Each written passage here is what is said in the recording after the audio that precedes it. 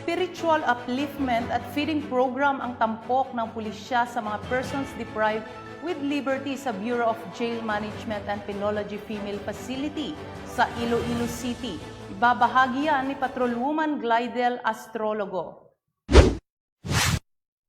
Bilang bahagi ng Women's Month at ng Prison Awareness Month, nagsagawa ng Spiritual Upliftment at Feeding Program ang Iloilo City Police Station 3 sa mga persons deprived with liberty sa BJMP Female Facility, Iloilo City, nito lamang ika-21 ng Marso taong kasalukuyan.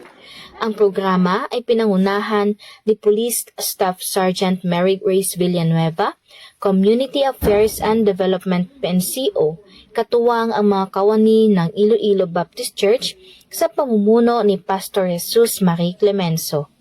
Kasabay ng spiritual upliftment, binigyan ng Biblia ang mga PDL upang magsilbing gabay ng mga ito sa kanilang pagbabagong buhay at tinalakay din sa aktibidad ang kalusugang mental ng mga nasapiitan.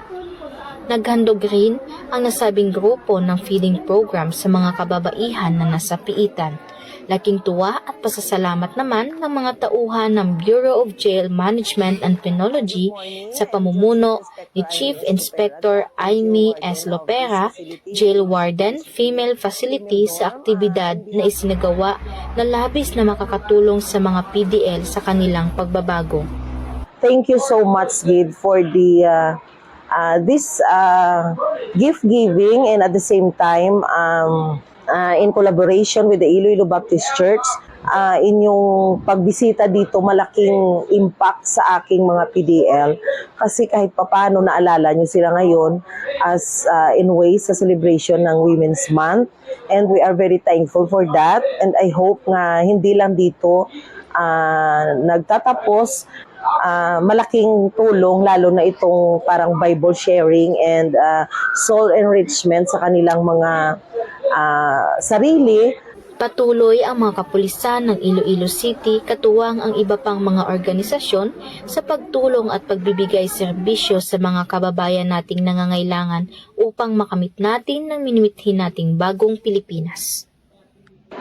Gusto ko namin pasalamat sa taga Iloilo City Police Station 3 kasama ng mga kasama niya dito na together with Iloilo Baptist Church.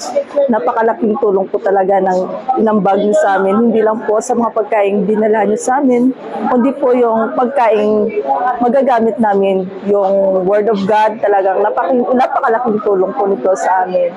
So thank you so much po, at naway pagpalain po kayo ng Panginoon. Thank you. Mula dito sa Iloilo City Police Office, ako ang inyong PNN correspondent, Patrolwoman Glidel Astrologo, alagad ng batas, tagataguyod ng Balitang Pulis. Maraming salamat, Patrolwoman Astrologo.